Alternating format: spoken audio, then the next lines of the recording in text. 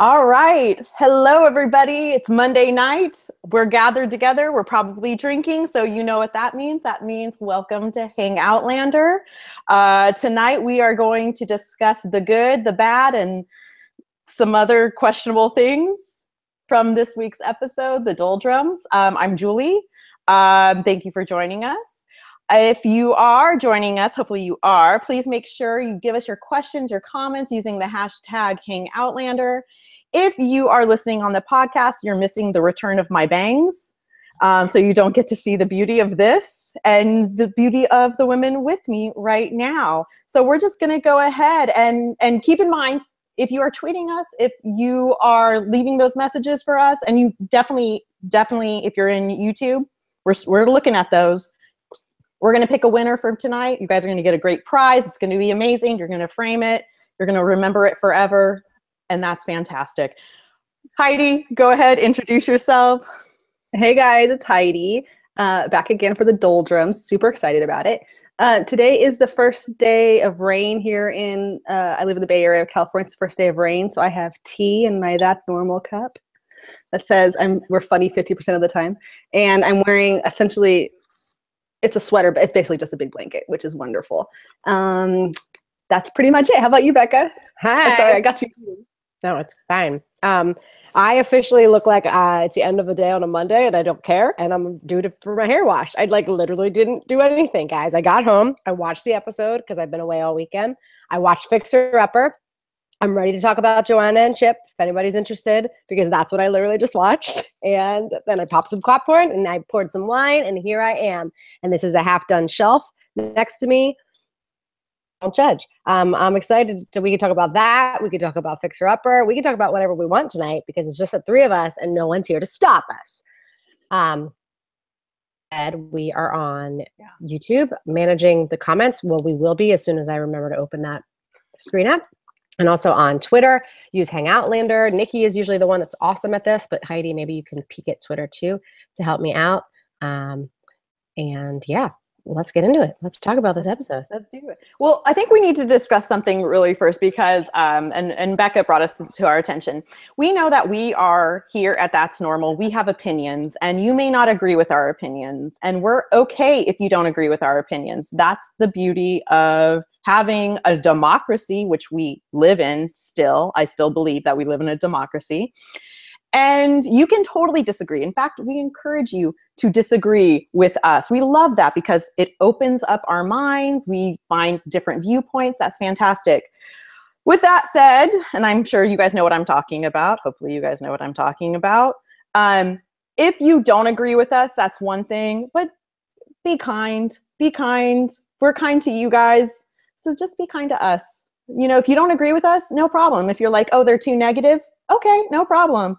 No problem at all. Disagree with us. Tell us why you don't agree with us. With that said, we welcome all opinions here because That's Normal. And we're going to go ahead. We're going to jump right into it. So the Doldrums. I actually nerded it up and I looked up what the Doldrums meant. Good. One of us knows. And there was two definitions. One was like moments of peace and calm, and then crazy, unexpected moments of insanity. And I don't know. I felt that, okay, I understood where they were going with that, but I don't know, guys. I didn't really find anything too crazy about this episode. I felt it was more calm and like a slow moving ship in the night. I don't know. What did you guys think? Well, starting at the beginning, I thought that I actually liked the opening credits where they had the whole, I like how you called it the Calypso beat. That was spot on. I actually really liked the opening credits. It made me excited. It kind of showed right from the beginning that we were going into something new, because that was not clear from the end of the last episode. From the end of the last episode, it was just Ian's been taking off in a ship, and now suddenly we're going into this whole huge new part of the story. And the opening credits, I thought, did that well. And it looked beautiful. Talk about, I mean, it's Jamaica, but South Africa just looked amazing. If you guys watched Black Sails, that's all the same ships, I think it was, all of them. I don't know, but it was cool. Doldrums. I thought that it was beautiful. It was well shot. I thought that that cat, like Claire especially, looked really gorgeous in this episode, with kind of like her natural look and her hair down and that straw hat. But I guess my summary of it would be like the honeymoon's over, maybe is what I would call it. The second honeymoon is over. What do you think, Becca?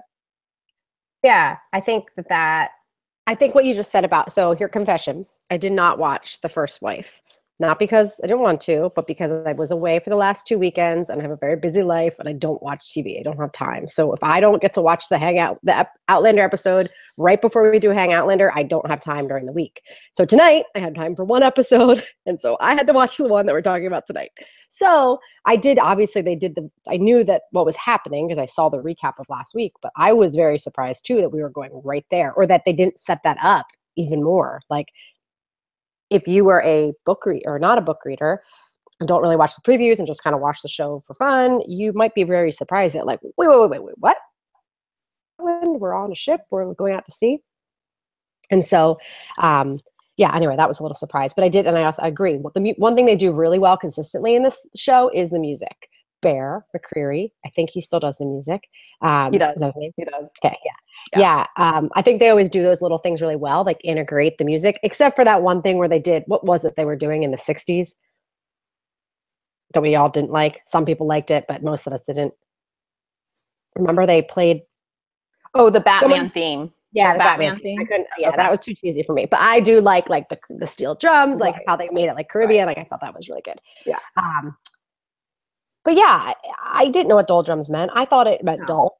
And that's what I would mostly say this episode was. Wow. It was not exciting. I don't see when it got exciting. At the end, okay, she gets kidnapped. Like, I forgot about that. Like, I think I'm at the point in the story where I don't remember what happens. So everything is a little, I'm like, oh yeah, that's what happened there. Right. But other than that, and I think there's no storm. Yeah. And I think we should talk about, because the beginning, you're right. They're on a deck. They're on a port, excuse me. And there's Jared Fraser. And I was with somebody who is not a book reader, who did not know what was happening. She's like, who is that guy? And I go, that's his cousin from France. And she goes, are we in France? And I was like, they're supposed to be in France. And it was like, okay. And then they had this on the docks. This is where they have this conversation. And I kind of lamented over this in my post, was the fact that we don't know where they are. It's just, you're right. It's quick. They jumped right into it. And then Jamie and Claire are by themselves, and they have this weird moment where Jamie is still wondering about if Claire is happy with him. And she kind of calms his fears a little bit, but then she doesn't really. And so I know a lot of people were commenting on Claire in this episode, just like, just tell him how you feel. You can see he's worried. Are you or are you not happy to be there? So I don't know. I felt like that scene on the port was very rushed, needless to say. If anybody is a non-book reader, you know how we always love to hear from you. So I just put a shout out on the YouTube comments. But if you're on Twitter, tweet us so that we know, because I would love to hear that from you guys. Like, if there was, Julie, you were watching with a friend who has books? Okay. Yeah. So I think that's interesting. I love hearing those perspectives, because I always wonder, because we're so ingrained in this and we do this all the time and remember nothing. So I wonder about people who actually remember things, or sometimes the non-book readers notice details that like we just let pass by. So I love to see and that's what she said to me, and she reminded me, and I have read the book obviously, and she's just said, okay, so they're in France now, because how did he know where to find Jared Fraser? Did the guy move back to Scotland? It was just, and I'm sure somebody will say, well, would it make a difference? All right, rightly so, probably not. I mean, no problem, but it'd be nice to at first I was like, who is that? Oh, it's the cousin. So, I mean, it's those little things. It's these awkward time jumps that make us all kind of, scratch our heads and go, okay, what's going on? Yeah, there's a bunch of comments on YouTube that say it was confusing. Like, I didn't realize, I just missed that. Like, I guess I didn't really care where they were. I just knew they were leaving. Yeah. And I didn't really like worry about the port, or I don't, but yeah, you're right. I guess I should have thought about it. I just didn't. Yeah. There's a comment on Twitter, and it's something that we've talked about. I know Beth has mentioned it before, that says, it's from Jess _273, that says, I enjoyed the episode, but I definitely feel like this point in the series where the story changes into more of a week by week adventure story. Yeah. And I think that was very clear this episode, because they could have had it open up with the shock of young Ian is gone, and then how they figure out where he went and where do they go next, and kind of the adventure and the timing and the pacing of that. Instead, it was just, we're getting on a ship and we're touching the horseshoe and we're meeting the captain, instead of the trauma of seeing their nephew kidnapped in front of them. And what about the jewels? Like, we just don't care about the jewels. What's going to happen to the money for Leary? Like, all of those questions just were gone. Well, and then, I agree. And that's where, like, Jamie says, I'm cursed. I tried to get the money to pay off Leary. I just want you too much. And it was, if in the books, and I know people are rolling their eyes, and I know, I'm sorry, but sometimes, and I feel like this has been a problem with ours, is that there's such good source material that the writers are choosing these weird moments to feature and then doing these other choices. That moment with Jamie and Claire, where she calms him down and she actually confesses to him, am I being blamed? Am I being punished because I left our daughter? She's trying to connect with her husband. And it's just this rush of unanswered questions, but we got to get onto the ship. It's kind of like that. So it's like a choose your adventure book. So there's a comment here, and I'm confused. Jana Jana RPW on Twitter says, and Jamie was sad to see Scotland fade away in the distance, but they were with Jared in Paris. Confusing. Right. Yeah. So wait a second. Exactly. I am confused, and maybe it doesn't matter, but where were they? Well, apparently I'm going to assume that in the show they were probably in Scotland. Maybe. Why was Jared there? Exactly. Okay. So Jared lives in Paris, or he lives in Paris. Right? Am I correct? He was, as far as we knew, 20 years ago. We haven't heard anything that's happened since then. I mean, he may have moved. I've moved a couple times in the last 2 years. So he moved, and he never aged, because he and Jamie Fraser have the greatest genes known to man, and they probably use Rodan and Fields. Right. They have no sun damage, and they've had some sun in their lives. No sun damage. I know that they're using, what is this? The Revive cream from Rodan and Fields, probably. Yeah, Julie's in the market, so someone should just tag her. And if you're a salesperson, tag her. She really wants Rodan and Fields. Add her to all of your private groups. Please do. Please do. I really, really enjoy it so much. Anyway, so that was a confusing time jump, but I mean, it's one of those things, and but I will say this: Sam Heughan in a tricorn hat. Whoa, Barber. Is that what that company's called? Is Barber? I don't know. Barber. I don't know. Either way, put him in more hats. Just more and more hats. And he had that like cape on, and I was like, oh yeah, like that, just like that with my shoulders. So I really liked how he looked in the beginning. Some point in the middle, I was questioning it, but in the beginning, he looked really good. Anyway, I'm going to get off that point. Yeah, he looked pretty good. Yeah, he did. So I thought Claire looked some of her prettiest, and she looked like that EW shoot where they did it. It was that outfit, and she looked like sweatier and dirtier than in that shoot, but like, I think it's because she got out of like the big puffy, 1800s garb. Well, I mean, I'm sure it was. I don't know. I bet it's hot. Or maybe it's cold. Who knows? What's it like in the middle of the Atlantic Ocean? Well, according to them, they don't know. They don't understand the weather at all. So they have to go sacrifice 2 human beings to do that. Poor Claire. And I felt for her a little bit. I was like, man, I would just be like, are you guys kidding me? This is ridiculous. But I also was just like, reminded, and I think the captain like did a good job of sitting down with her and saying, you have to understand how the men's mind work. Like, why does she fight with everyone? Like, recognize, okay, they have these weird superstitions, they're dumb, like they haven't been taught yet, they don't learn about science. Like, I have to live with them. I'm not going to convince them. They're going to want to kill me and rape me. So what do I need to do to survive today? She seems to not ask the questions. She served in World War II with a bunch of men soldiers. They have tons of superstitions, right? So this can't be anything new for her. But so they get on the boat. there's the superstitions with the horseshoes, Mhm. and then it's Marcelly and Fergus, right? That's the next thing that happened? Yeah. Yeah. Okay, Let's talk about that. Marcelly and Fergus, first of all, still the creepiest pairing in Outlander history. I'm sorry. And I will say it, and I've said it to you guys, and I'll say it again. I don't understand, but I never understood what he saw in that girl. Even in the book, I still don't get what he saw in that girl. That he's okay, hold on. Is it creepy because of the age difference? Yes. Remind us. This is like she is boy supposed Moore to be, and girls in high school. Yes. She's supposed to be 15 years old, and Fergus is in his 30s. Okay, so it literally is like boy Moore and those girls 20 years ago. And I'm reading on Twitter that like the show updated her age to 18, as if that solves all the problems. But no. But clearly, I forgot because I forget that Fergus is in his 30s because it's easy to do when he looks like he's 25, right? Yeah. And he's cute, like that Caesar Domboy is, or however. Domboy, very cute. He's really cute. Domboy. His accent confuses me because I expect it to be French and then maybe Scottish, but it's mostly American. I don't know. I can't figure it out. Yeah, but I'm bad at accents, so.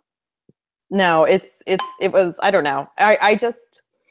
I will say this. I liked the girl who played Marcelly. She's a teenager. She got in your face. She's stubborn. She fought back with Claire, and like, I mean, all she knows is what she knows. She knows that her mom was married to this guy, and this girl comes in. I would think she's a whore too. I'm gonna stick it up for my mom. That's it. She's the typical stepdaughter who hates her stepmom kind of thing. She's like, her other, with her stepdad, but she's definitely a teenager. What I didn't like was Fergus. I did not like Fergus in that scene at all. I'm just like, you're weak.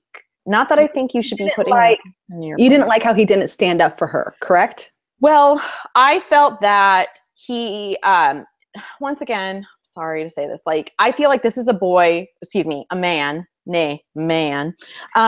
who is very protective of Jamie and very much Jamie's son. I mean, the guy lost a freaking hand for this guy. And here she is, she's getting in Jamie's face. She's like, I'm going to tell everybody, very childish. And she does this in the books. I know she does this in the book too. Well, I'm going to write to everybody that he's bedded me. I don't care what you do. As a grown man, what makes you go, that's the one? And for him just to sit back, all he said was, don't talk to me, Lord, that way, honey. And she's like, I can talk whatever I want.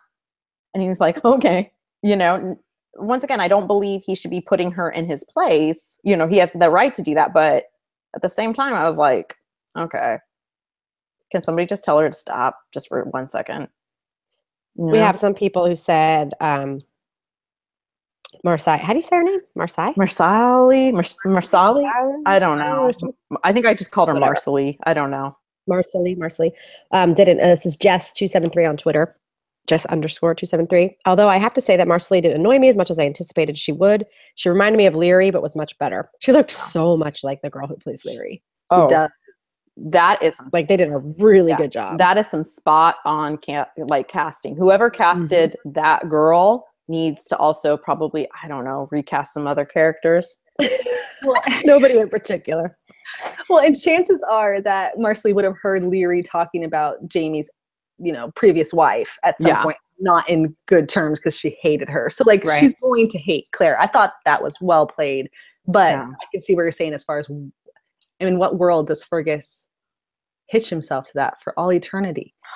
Of all the girls. And like Heidi, like you talked about before, earlier you said, before we went on air, you're like, the girl at the pub girl. She was more attractive, not just physically, but she was personality wise. I mean, not that all women have to be nice. I don't want to put that out there, but I don't know. I don't get it. And he's been in Edinburgh the whole time. So when were they courting? Over letters? Apparently they sent a lot of letters on this show at the last minute. So, I mean, I don't know. I thought that her hair was great. He probably sent her one of his spare hands. Remember me? I thought that was funny too, that they're hand fast, and I was like, haha, hand fast. one hand fast.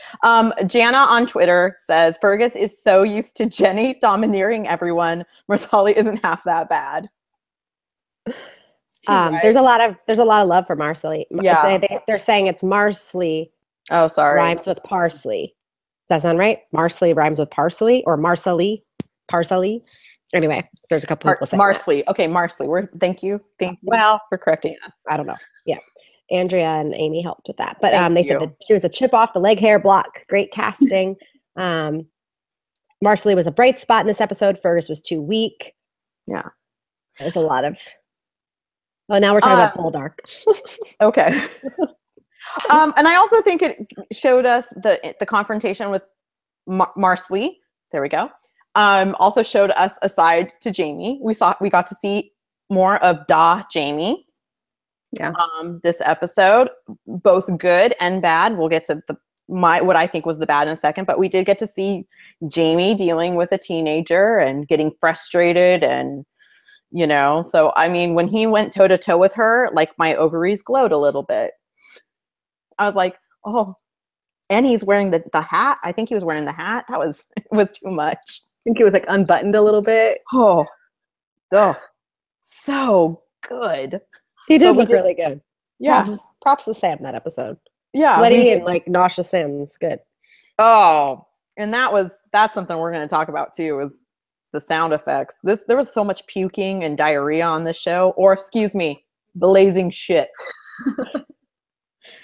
We'll talk about that in a moment, but yeah, so Jamie, and we'll go off on that. Jamie, Daddy Jamie, was on. We got to see Jamie with Marsley, essentially not give his blessing, which some people pointed out was ironic that he's wanting Claire to accept her, role in his life right now, and he was kind of denying Marsley and Fergus by not giving his permission. What do you guys think of that? Sorry, I was busy tweeting. It's okay. What did you say somebody pointed out? That Marsley and Jamie, that essentially Jamie, here is an episode where Jamie keeps on asking Claire, I'll take you back to the Stones. Are you happy? I just want you to be happy, because she won't give him a straight answer. And yet what he's asking of Claire, he's denying Fergus and his What is his stepdaughter. reasoning? Fergus is a man whore. That's really the only reasoning. So it's like a protective thing of his stepdaughter. Yeah. He's right, I guess. I mean, I don't know. Was it because I don't remember what it was in the book. I don't know that it was clear in the show. I don't know. Heidi, do you remember? I don't know that it was very clear in the episode. I will say he pointed out that Leary's going to kill him. Like she is going to be so mad that I allowed this to happen because she's already mad at me, and now her daughter just got snatched up by the one-armed Frenchman. / pickpocket, like it's not like a big prize. And I remember in the books it being a concern because he only had one hand, and so he wasn't going to be able to make a good living, and how was he going to provide for her and all of that. So I know that was part of the book. I'm not sure that was pointed out in the episode much. No. But in punishment to separate their rooms and make her sleep with Claire, that was messed up. Even Claire. Do that to Claire. Yeah, she wasn't happy either. But but Jamie does go through, when he's talking to Fergus, they have this moment where Jamie starts to list all the women Fergus has slept with, which makes me go, God, your guys' relationship is way too close. It's like, your guys like Sex in the City. He's like Samantha, and you're Carrie, and you're just listing all the men or all the women. The burn book. He pulled out the burn book from whatever that show is.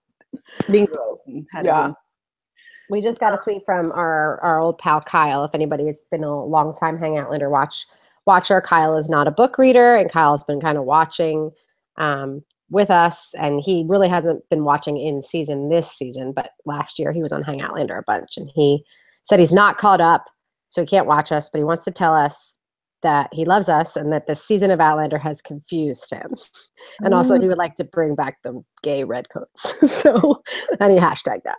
But yeah, I always love hearing that perspective. I maybe missed some other people if you're not a book reader. There were some people who said they haven't read it in like years, so they feel like they're not book readers, which I totally agree. We're getting to the point where I've only read it maybe once. Maybe I read Voyager twice. I can't really remember the details anymore. Right. Kyle, I'm gonna say this. They didn't show it, but you know, those men have been on sea for so long. One of them was like spooning with no pants hell on. yeah. So Oh yeah. Totally. But speaking of the men, like, were we supposed to recognize the men that Jamie had with him? Was that supposed to be a thing where we were like, oh, those are the guys from the print shop, and those are the guys from, I guess they were in prison with him at Ardsmuir. I did not know or care about them in any way, shape, or form. Yeah. So they weren't just sailors? no, he brought them with him. Like they were his men. They were calling him MacDub or MacDub, however you pronounce that. And like he was supposed to be their leader, like people who they would die for him. And I was like, can they just throw Jonah that guy? I'm fine with it. I mean, yeah. I think it's because we just didn't, because Claire never really got to know them. So, you know, where Claire got to know the other Outlanders, you know, or what are Highlanders, not Outlanders, the other Highlanders. We don't, and I agree with you. At first I was like, who are those guys? And then I realized, oh, they're the guys from the print shop, and they called them McDuh, and okay, they must, but I'm not kidding you, with how dirty everybody looked and how disgusting everyone looked on that ship. I forgot that they were with Jamie. I thought they were just some two random guys that had really How many of them were there? I think just the two. Just two. Just the two. Just the two. The one that was like almost jumped off? Mm-hmm. Yes. And I didn't even know his name. I had to, at one point Jamie said it, but he said it quickly. And then I had to watch the credits to see if it matched up. Spoiler alert, it didn't. I thought the guy's name was Inez. It's apparently Hayes. I was way off. Still don't care. So what do you think the point of that scene was? Was it just showing Jamie's being the king of men and leadership? And I mean, what was the point? Just for more drama in an episode that had no drama? The guy jumping off, you mean? Yeah. Well, I mean, I understood the point of why they want to throw him, but what was it was a huge portion of the episode. I think one of the points was, because this whole episode was about like this notion of superstition, how Claire doesn't believe it, but these men do, and look how far they'll go to help themselves, even doing the craziest things ever. But I think really ultimately it wasn't to show just Jamie being heroic. It was to show Willoughby being heroic. And I'm going to say it, and I said it in my post, I think Willoughby is one of the best changes they made on this show. Do I think he's still necessary to the show? Probably not. But he's one of the best changes they made to the show. Yeah. So I think it was really to show that. Even though it was super gross and he was talking about the mound and I was like, oh, stop. Yeah, I know. The smell of your navel in the winter. I'm like, that was gross. But he was great. I agree. His character is like humanizing and has a background and has a backstory and has something that you care about the character. That's why we don't care about Hayes or Jonah or whatever his name is, because we don't know anything about him. Nothing about him. We got some of Willoughby's story, and I thought they treated him as far as what they could have done with that character, which is what we all expected him to do. If you go back and watch our old HangOutlanders and what we thought they were going to do with that character, they, in my opinion, have done very well on handling that. Yeah, definitely. I did think it was weird when he was telling a story, like, it's like you're into it, you're like, where's this going? What's he talking about? And then Claire's like, you fell in love with the Empress or whatever. And he's like, no, I fell in love with all women. And I'm like, why did she just say that? Like, she ruined it. Like, it was just a weird moment. I don't know why. It just super stuck out for me. Claire's one of those Claire's one of those people that during a scary movie in a crowded movie theater screams out, don't go there. Yes. And you're just like, shut up. Like, let him she's talk. like, oh. You know, you're like, yeah, exactly. Why do you have to talk? And then he throws his story out to the sea, which I was like, oh, I got it. He threw his life out. He sacrificed his life to the sea, which I was like, that's nice. Oh, there's wind, you know, so. A little bit of wind. I'm sure it was supposed to be there, but he says he saw that it was coming because of the pelican or whatever, and that's why. But whenever he was looking out at the pelican, like, his hair was blowing in the wind. So, and no one else was reacting to it. So I was like, wait, was that an editing mistake? No. Or was I supposed to know that wind was coming from that, and no one else in the whole boat noticed that the guy's hair was blowing in the wind? Like, Claire's hair's like this, and she's still not paying attention. No, but the pelican's what gave it away, not I don't know. Oh my gosh. You think they're going to do the pelican thing? Is that going to be a thing? It's a pelican, right? Am I wrong? No, where he catches the pelican. Yeah. So in the book, he catches a pelican because apparently, like, everybody's starving, right? And the pelican he trains the pelican. The pelican brings him fish. I don't think that will be. That was supposed to be. I think that was the moment, and I think the writers, and this is where I say, writers, congratulations, good choice, got it right. Where they said maybe we don't do the pelican thing. We're good. We're good. Well, speaking about where the writers kind of maybe got it right and then got it wrong, I'm going to switch to the scene where we do actually finally get to hear about Brianna.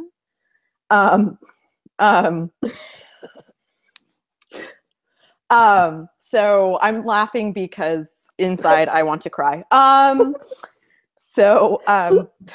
This is the Good Night Moon. It's the Good Night Moon scene. So the Good Night Moon scene. We just have to explain something. We do have a side chat, and there was just something completely unrelated that I said, and now they're laughing. And I'm sorry, it has nothing to do with Outlander. We're not going to share it. I'm not allowing them to share it. Nothing out loud. It wasn't even that funny. Sorry. It's not funny. It's just funny. We're 12-year-old boys. Sorry. No, right, Brianna.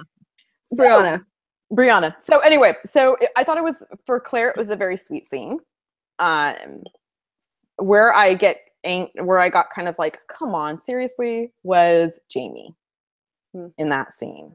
And I know some people, when we were writing about it, and I saw comments about it, were very much saying, yeah, you're right. Or not you're right, but where's Jamie? Where's Jamie's concern?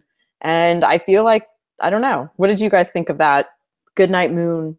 Good Night Moon. He literally said, "Oh, do you miss her?" or something along those lines. And it's like, yeah, I miss my daughter that I left in a whole different century for you that we never talk about.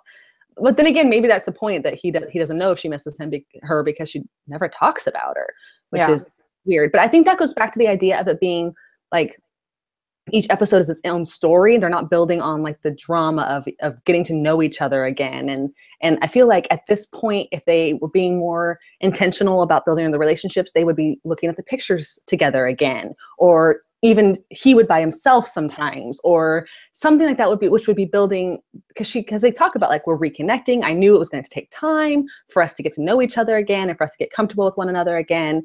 And that has to be part of it. I mean, even if you were dating someone new, you were divorced or a widow or whatever, and you were dating someone new, you would be talking about your child on some level, even if they're an adult and all of that.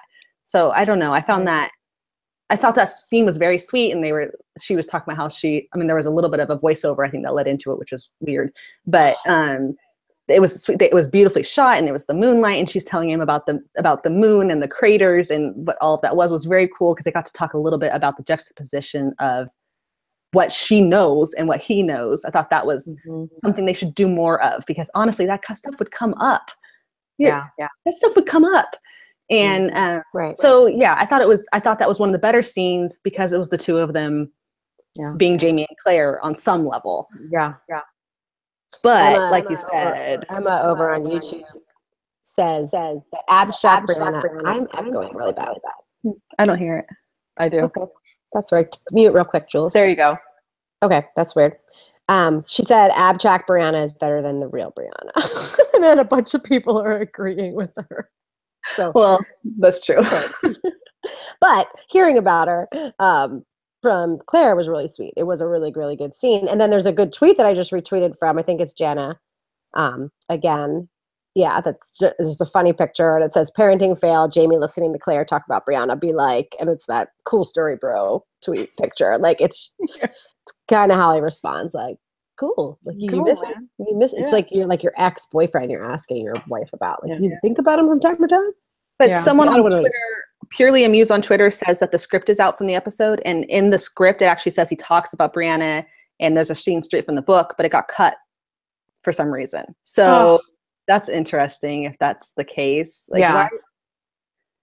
Well, in the book, and I looked this up, in the book, he flat out says to Claire, how could you, essentially he actually questions her a little bit, like, who's taking care of her? Oh my gosh, Claire. Like, and she then goes on, it's that moment is what inspires her to write that letter, which I have mixed feelings about anyway, because I loved the letter until she ended it, stand up straight and don't get too fat. And I was like, oh, you're the worst. Anyway, but I think that would have been appropriate. Sorry, I did interrupt you. I think that would have been appropriate though, because he just has been parenting Marsley. So that would make complete sense to be like, hey, what's it like parenting a teenage daughter? Wait, exactly. Who's taking care of her? I'm taking care of Marsley and protecting her virtue. Who's taking care of Brianna's? And that, yeah. And Claire's like, a stranger we barely know. So my other thing too is, and I loved this, I thought Katrina Balfe did so well, because when you write a recap, and Heidi can attest to this too, when you write a recap, you watch it multiple times. And there's times where you're like, if I have to see the scene one more time, I think I'm going to scream. And for me, that scene, I could watch that scene over. And one of the things was because he asked her that stupid question, do you miss her? And my dog is barking right now, if you guys can't hear it. And I'm snapping to make her be quiet. He says, do you miss her? And she goes, and her voice actually cracks. And she goes, horribly. And I was like, and I think personally, I was like emotional at that point. So I choked up too, but her face actually, she did this thing where she was smiling and then she did this frown. And I was like, oh, she's a really good actress. And like, I choked up when she said that. And that's what, but like, I don't know. I do wish there was a little bit more from Jamie. Like, well, what was her first steps like? But like I said, I don't think the focus was supposed to be on Jamie knowing more. It was just Claire missing her daughter. Right. I think it's just that we haven't. It's so obvious that we're missing that because they haven't given us much. The first time that he heard about Brianna, we haven't had like Jamie asking about Bree, and that's what Amy Rose said. It's the second Jamie and Bree scene that they cut. I don't know. Maybe there's a reason. Maybe it's not working right. Maybe, and then somebody said, wait, I think it was on Twitter. I just retweeted it. Something. Oh yeah. Once again, the release script shows that. Oh no, that's not it. I don't know what I just did. It's something about. Oh yeah, here it is. This might be the one you were referencing, Julie. The script is out. He talks a lot about Brianna. Straight scene from the book, but it got cut because we need 3 minutes of Claire walking through shit and vomit. And that is interesting. Like, why we would cut something that is so emotional in the words just to see something visual, which was, like I could have used a good 15 seconds of that and I would have been fine. Right. And that's what I believe too. Like, and I don't need a voiceover and a montage of her sewing up guys and listening to sailors sing. And you're right, walking through vomit and feces. I want to see more of Jamie concerned, like caring about this little girl that he's never met. And that is part of him. And so I just felt that once again, the writers, it's kind of like in the episode, the reunion, was it the reunion episode that they also, something was cut. Mm-hmm. They're just, these choices that they're making are very questionable. And the editors, at least. The editors. Right. So that's where I wonder, and that's where I'm like, okay, all right, but why? Why would you want to cut that so we can see her walking through a ship full of disease and it was horrible. And also Jamie on Twitter points out, like, why are they releasing the scripts? Right. It just points out everything. Yeah. It is an interesting thing. I don't know if other shows do that. Like, no. I don't know if it's because of the nature of this fandom. Like, it seems like for that very reason, this is why it's not done. And it does seem like, I just wonder if there's some sort of drama or something between like script people, people who are writers, the writer's room, like the showrunner that has control. Mm-hmm. And then also some production people that have control, because you're not going to let some writers go rogue and release the scripts, right, without approval. They're not going to be allowed to do that. So they have permission, but yet like remember when what was it, a couple weeks ago when they tweeted like, everybody was upset about, I can't remember why were we upset? It was that Jamie didn't fall apart when he saw the picture. Yeah, right. And then she tweeted the scene, like immediately was like, oh, we wrote that. So like, it was Sam Heughan who said something about not wanting to do it. He didn't want to do the scene. He didn't feel like it was right. And I'm like, why are we letting a guy who decided A Princess for Christmas was a fantastic script? I hope that guy's getting royalties for that movie. Yeah, I know. I bet he's making bank. Oh, it's already shown 3 times on Hallmark. People have been asking me, hey, are you watching it? And I'm like, hell no. I'm like, I saw it. Like, I've seen it enough. I know how it ends. And And he gets a princess for Christmas. It's a great story. My dad is super into Hallmark movies. Like my dad loves Lifetime movies and Hallmark movies at Christmas time or all the time. And so he was like, hey, that guy on that show you watch, I saw one with him the other day. So my dad, even Tiny's dad watches a princess for Christmas. Watches a princess for Christmas. He watches a princess for Christmas. You know what? It's a cinematic masterpiece, people. It's a cinematic masterpiece. And the kid is not at all a freaky rapper from Canada. He transforms into that brat kid. It just melts away. If you have no idea what I'm talking about, look up the kid who plays. He's a rapper? He is a rapper. I'm going to find him and tweet. Kid. He was like in his He's like 30. He's like 50. Yeah, he's in his old. 50s. He's old, but he's a rapper. Something like Little D. I don't know what his name is. He does embrace his height because he calls himself Little. So Lil with an Lil, Lil. Mm-hmm. He's hardcore because he lives in Canada. Anyway, going back to okay, but wait. Speaking of writers, because this segues into that. How about that King of Men line? What do you guys think about that? You're gonna have to remind me. Remember, I watched Black Mirror afterwards. Okay, so Jamie and Claire get it on somewhere in the bowels of the ship, and it's actually a pretty good scene as far as that goes. That was pretty good, actually. Yeah.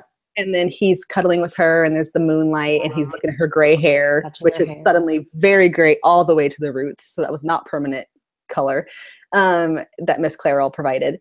And then he's talking about it looks like the silver of the moon in your hair, and she's like, oh, if you said that in the 20th century, you'd be the king of men. Like, king of men. You guys see that? I just said king of men. Is the fandom watching? It was so. I mean, because that's not King of Men isn't in the. Is that in the books? Is that where that comes from, or that's a fandom thing? Correct. It's the writers called when writing Jamie, they called him the King of Men. Yeah, it's a fandom thing. It's not even in the books, so they put that in like, we're cute, and I'm just like, yeah, that's just as cute as On Your Feet, Soldier. Well, and if he was going to be the King of Men, really, that's the time to use it when he's commenting on her gray hair. Like that's the thing that really is like. Yeah, I thought it was weird. I just assumed I missed something. Yeah. I mean, I don't know. I have lots of gray hair. If I pointed it out, I would be like, oh my gosh, what's my phone number for my hairstylist? Like, that wouldn't be something that like turned me on. So I don't know. I wonder if it was, I guess people who have read the script will have to tell us if it's actually in there, but it feels like there was this time, I'm going to just throw us back a little bit, in Twilight, when they were filming the first movie, they gave Rob Pattinson 3 different lines that he could say, and he riffed on them, and that's where Hold On Tight, Spider Monkey came from. When you give an actor a choice and a line, they go with Spider Monkey. So it feels like they were a little drunk the night before, and she's like, I'm going to say King of Man in the scene tomorrow, you asshole, and that's what she says.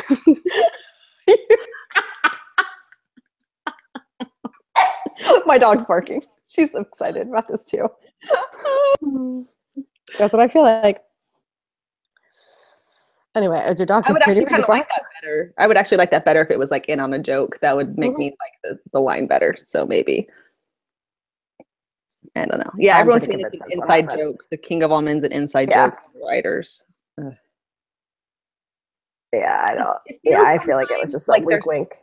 They're stuck in the middle of a small Glasgow. I mean, I don't know how small Glasgow is. I think it's pretty big, but it feels like they're like in this insulated Scottish town with just the writers surrounding themselves with their cute little dogs and talking about their costumes, and then they're just like patting each other on the back with like the cute ideas they come up with, instead of like thinking bigger and broader as to what the show could be. I don't know. Yeah, I think it's probably pretty easy to do when you are like not filming, when you're filming on location, right? When you're filming away. Obviously, like there's a lot of people there. I mean, there's hundreds of people that are making this show happen, but it is small. It is a small community of people making those decisions. Yeah, I would have rather had him like been like, tell me more about Brianna. How about that's? I mean, I know that you guys just had but hello, when you guys did it, you made a daughter. So why isn't that not the opportunity to be like, tell me about her first steps? Not, you're the king of men because you said something about her gray hair. If you said something about my gray hair, I'd be like, well, you wear bifocals like Benjamin Franklin, like a Benjamin Franklin porn. So knock it off. Oh, you want to go toe to toe? Let's do this. Like, King of men. King of men. And but I would say it sarcastically. All right, king of men. Yeah, right, exactly. That's what it feels like. It feels like it's probably what they say when they're out drinking on a Friday night. And he says something stupid. Like Sam's like, want to hear about my peak challenge? And she goes, okay, king of men. So no, I did not. I thought the line was, I thought the line was pretty dippy too. I was like, all right, that's stupid, but okay, moving on. At least they didn't play the Batman theme when they were doing it. So Oh, that would have been funny though. that would have been fantastic. But let's go to, so after that scene, because in the Outlander world, Claire and Jamie cannot stay together for more than a few hours or days. So Claire gets kidnapped because she's a doctor and has to show off her skills. So yeah, she gets, first of all, can we please talk about how much, and I kept on looking at this kid going, he's like Jamie Dornan's less cuter younger brother. He just was like, oh, they got the blazing shits, It sounds like your Mary voice. It does. Which is that's actually just my British voice when I just want to talk about somebody who's like speaking with a British accent. It just make them all sound like Mary. But yeah, so Claire is once again, she's kidnapped, and I don't know. I knew that part was coming, but I don't know. What did you guys think? I forgot. Yeah. Did it surprise you? Yeah, because I forgot. I mean, I guess I was like, oh yeah, that's what happens. I just haven't been thinking that far about like, what am I excited for? I'm just like, they're going to America. Yeah. I forget about everything that happens in between. So yeah, I guess it was surprising a little bit. It was pretty gross. Oh, it was the worst. Yeah, it was really gross. It's like I don't need to see her. We know what typhoid fever is, or at least you can look it up on Google now, and you know what it entails. We don't need to see, and you can actually hear like there was the sounds of vomiting. And I'm going to be honest with you guys, when somebody is vomiting, it makes me, I hear it, it makes me want to like vomit, and it made me want to vomit. I was like, nope. No. It made me wonder. I mean, it's such a stupid thing to think about, but like she thought to bring penicillin and scalpels. Like, couldn't she have brought some vaccines for her homeboy Jamie? Like, just a couple typhoid fever, yellow fever. To inoculate him? Yeah, you'd think. To inoculate him? I mean, yeah, I don't know. Some condoms. Who knows? But she did not bring those either. And they're doing it like crazy. But no, I agree, Heidi. It was like she didn't bring everything that she needed to bring. But I mean, I liked how it ended. I thought that was pretty like, okay, yeah, they're away from each other again. And, she's, freaking out. Like Claire only freaks out when she does that stare that she doesn't say anything. Like I'd be like, screw you guys. And I jump off the ship and take off my petticoat. They even took the tension out of that though, because it wasn't like, are they ever going to be reunited? Is Claire going to be taken forever? He literally says, we'll meet up with them in Jamaica. So what was the point of being separate? That was it was just like, why? There's no tension there. I know they're going to get together in a couple weeks. Yeah. And now she doesn't have to share a room with Marceline anymore. I mean, now Marceline Ferguson can get it on. Get it on, right? No one watching them. With one hand. Anyway, no, I agree. I don't even get why they were leaving. Why were they leaving? Why was that ship leaving if they already had a surgeon on board?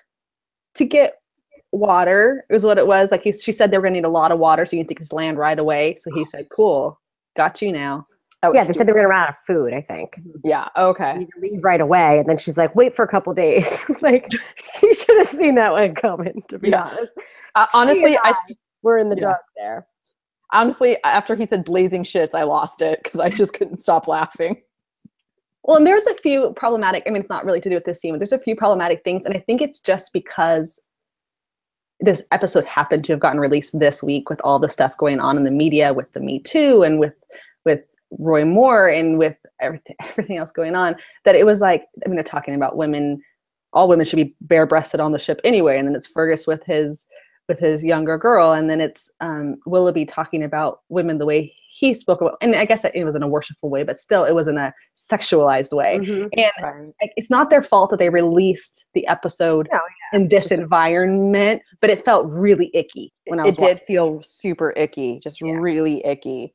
I just did not feel good about about it, like her dining alone with the captain, and the captain, like you guys said, he's an intelligent man, and then the kidnapping of her, and just this fact that yeah, all of it just felt, all of the, just the timing of it was just, it was poor timing. It was just, but it's not their fault. They can't plan that. They can't plan when, you know, some douchebag is about to be thrown, you know, into the limelight because he's a perverted asshat. So, but I agree. Yeah, it was, I just felt creepy with a lot of this episode. Just made me feel like, it gave me that feeling of, should we have changed that? Or make Marcelly 20 or something. I don't know. Right. It's really interesting. But I do think part of it is just the timing. This episode's been done for a while. So like, it is just unfortunate timing. But it's also interesting that because of everything that's going on, it's making everybody look at things very differently in a very good way. I mean, we can still do things about historical things and not be so, we can do it in a better way. We can. So I think that's going to change. I think it will. This is a good thing that it's happening. And it's okay that I think it's making us feel uncomfortable, because maybe that's going to make them make different decisions for, did you just hear what I said? Because I'm going to tell you what I just said. I said rape 4. I meant season 4 because I was thinking, I hope there's not more rapes this season in my head. Well, but I said rape 4, but I can't remember if there's any more rapes coming up. Maybe we shouldn't spoil it. We should. Yeah, but that's going to be unfortunate if and when that happens. And let's be honest, it's probably a when. Right. Well, if we can talk about it because they showed the preview. I did watch the preview for next week, and it does look like, once again, somebody is threatening Claire. Whether it looks like rape or who knows, somebody. I saw the preview and I went, guys, like, come on. And I know there are people who will say to me, or say and have said to us, well, that's a part of the culture. It's always been a part of the culture. It is. Yeah. It's a part of our culture too. I don't need, and you know what? Unfortunately, there's other things that are part of our culture that are sad, and I won't go into them because I'll start getting angry and I'll go into a soapbox. But that doesn't mean that has to be the only thing that we see constantly. Like I said, that it gets old after a while. So they made a better decision with Willoughby. They can make different decisions. We don't need to see, like, you can still talk about rape and how that was prevalent in a way that isn't showing it or isn't using it as plot lines. Right. And this isn't the only show this is problematic on, of course. This isn't a like dig at Outlander in particular. Totally. This is, I mean, there's a whole host of shows that I've watched religiously from the beginning, and now I'm watching it like, I can't even watch it anymore just because it's so raw with everything going on in the world right now. So I guess, like you said, it's not so much to do with them as much as it's just our culture, hopefully changing and becoming less acceptive. Right. Which is good. Right. It is good. It is good. In regards to, because we're almost out of time and we need to wrap it up, I think just last but not least, if you were to GIF any moment from this episode, what would be, I'm going to say GIF, I'm sorry. What would be your GIFable moment from this episode? GIFable moment. If you could make one scene just over and over. I mean, it's not like a super exciting GIF to see, but I did like the thing with Willoughby throwing his papers. I thought that was like kind of symbolic and good. But not that, when would you ever use that? I guess like at the end of school, like throw your papers. It could be used for taxes, papers, wedding announcements, MLM invites. Yes, for all the MLM invites. I like when Jamie like first popped up with all the needles in his head and like got surprised that Claire walked in. I thought that was cute. I like the whole acupuncture thing. That was yours? Yes. I stole it. Damn it. Oh yes. Sorry. Let me talk really quickly. I forgot about the acupuncture because some people are like, can we talk about how the acupuncture was wrong? I don't know anything about acupuncture. I just couldn't stop laughing when Sam Heughan was talking with a straight face with needles in his forehead that looked like a teepee. Apparently, though, it's wrong. You're supposed to be putting them in the wrists, not on the face. Not on the face.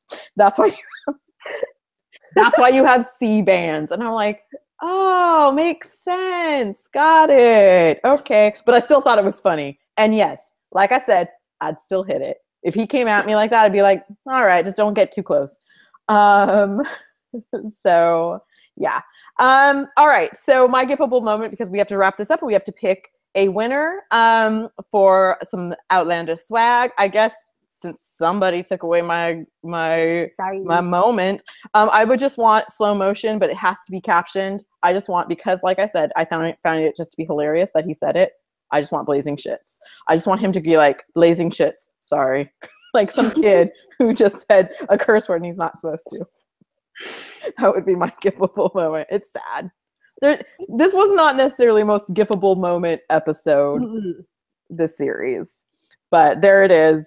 I was going to say like the hey thrusting, but it felt a little inappropriate after we were just like, no more rape culture talk. I mean, it's not obviously not rape, it's consensual hot sex, but that was. But I want to say something. When we write these posts, we caption, we have to freeze frame some of the scenes, and that was the most difficult. Do you know how many times I watched that sex scene? Not because it was like, oh, great. It was like, stop moving. You guys are blurry. Because you had to get I had to get a screenshot, and I only could get like Sam Hewen on the back and Claire with like, you could barely even see them. I was like, it has to work. Fine. There it is. And now it's the back of the screen, your background on your phone, right? Not gonna lie. Anyway, no, it's Willoughby throwing the papers in the air because that's my Friday gift. Like, I'm out. So, all right, we have to pick a winner. You guys were tweeting. Thank you so much. And for those of you on YouTube, thank you so much. But we have to pick a winner. So Becca. The comments are awesome. The comments are pretty awesome. I was laughing. Like your YouTube comments, I can't even keep up with it. But I love it. People are like chatting, guys. It's like CompuServe for 2017. Because if you heard, the CompuServe forum is going down in the middle of December. So in case you're sad about it, you can come to YouTube and chat with people because it's actually really cute that everybody's chatting. But this tweet just came in.